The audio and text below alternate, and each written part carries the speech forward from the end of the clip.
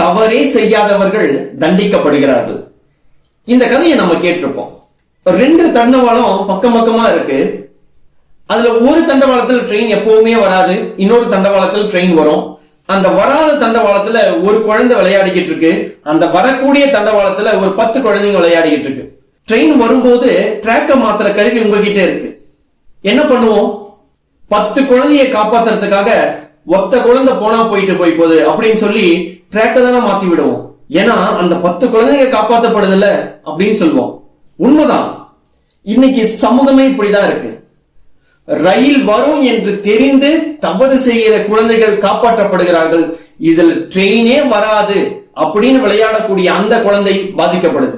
நல்லதையே தனியாக செய்பவன் கெட்டவனாகிறான், கெட்டதையே கூட்டமாக செய்பவர்கள் நல்லவர்கள் ஆகிறார்கள்.